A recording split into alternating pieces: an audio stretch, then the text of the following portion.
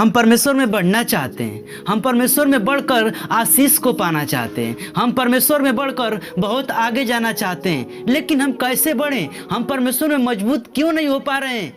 मेरे भाई मेरे बहनों, बहुत देर से इंतजार था इस वीडियो का, आ गया यह वीडियो। स्वागत करते हैं आपका फिर से एक बहुत मज़ेदार वीडियो में। मेरे भाई मेरे बहनों, ये सब माइंड में हर एक व्यक्ति का सवाल रहता है कि आखिर मैं मजबूत कैसे बनूं। तो आइए इस वीडियो को शुरू करते हैं, वीडियो को अंत तक सुने।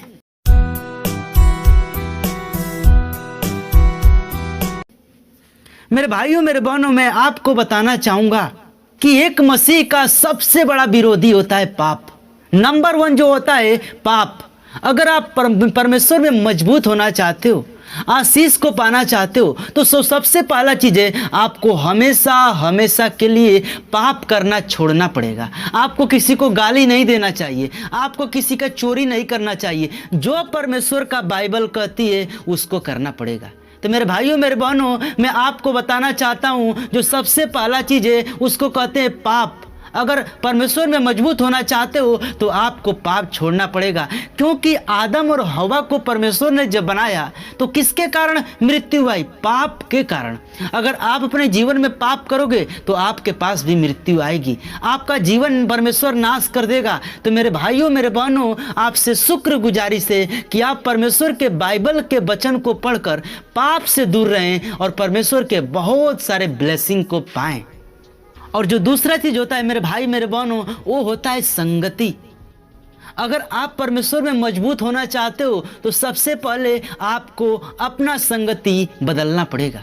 आपको संसार के लड़कों के संग न रहकर जो परमेश्वर में है उसके संग रहना पड़ेगा। क्योंकि अगर आप किसी चीज़ में जाना चाहते हो, कोई व्यक्ति है जो पढ़ना चाहता है तो पढ़ने वाले लड़कों के संग रहेगा, तभी जाकर वो अच्छा क्वालिफिकेशन प्राप्त कर सकता है। लेकिन अगर कोई व्यक्ति बहुत ज़्यादा नशेड़ी है, बहुत दारू पीता है, बहुत गलत काम करता है, अगर आपका स्वभाव अच्छा है लेकिन अगर आप उसके साथ रहोगे ना, 1 साल 6 महीने में आप उसके जैसा बन जाओगे। तो मेरे भाइयों मेरे बहनों, मैं आपको बताना चाहता हूं कि परमेश्वर में मजबूत होने के लिए सबसे पहले हमको संगति को चेंज करना पड़ेगा। हमको परमेश्वर के हर संडे जाना पड़ेगा चर्च में, और जो मेरा अगुआ बता रहा है उस पर चलने का प्रयत्न करना पड़ेगा। आपको उस पर आपको चलना पड़ेगा, तब जाकर हम मजबूत हो सकते हैं, वरना नहीं हो सकते। और संगति को चेंज करिए। आप अपने जीवन में संगति को, परमेश्वर में जो लोग हैं उनके साथ बैठिए, उनके साथ उठिए, परमेश्वर के वचन को सुनिए। आखिर परमेश्वर इस वचन से एक मसीह को क्या कहना चाहता है उस पर मनन करिए। मेरे भाइयों मेरे बहनों, मैं आपको बताना चाहता हूं कि इंसान परमेश्वर में चलते समय बहुत अच्छे से चलता है, लेकिन चलते चलते चलते चलते एक ऐसा मोड़ आ जाता है जहां उसकी परीक्षा आ जाती है, और वही परीक्षा में फेल होकर वो इंसान क्या करता है? नीचे गिर जाता है।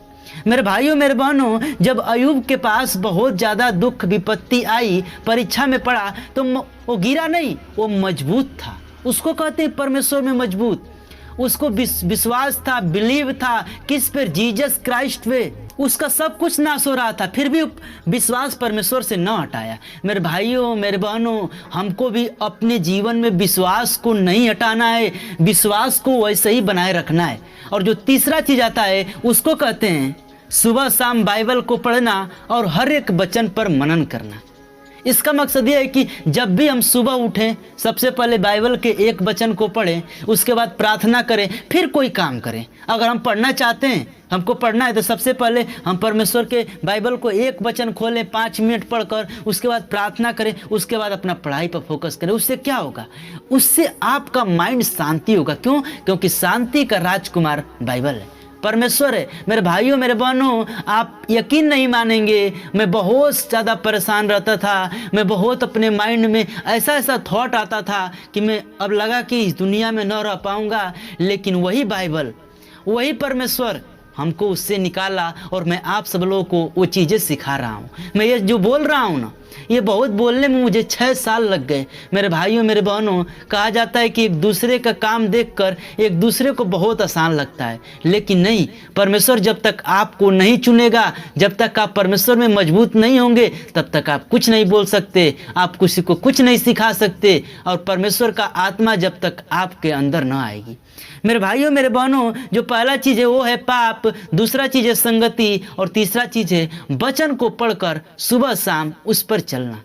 तो आज का वीडियो क्लियर हो गया होगा मेरे भाई मेरे बहनों, लेकिन जाते जाते एक बात दिल का कहना चाहूँगा कि इस बात को हमेशा याद रखना कि आप दुनिया में कहाँ हो ये नहीं जानता, आप किस जगह पर पड़े हो मैं ये भी नहीं जानता, लेकिन एक बात याद रखना कि अगर आप यीशु मसीह को पा गए हो, आप समझ गए हो कि परमेश्वर क्या है, सच्चाई क्या है, तो मेरे भाइयों मेरे बहनों उसी दिन से आपके जीवन में अनंत जीवन होगा यीशु मसीह के नाम में।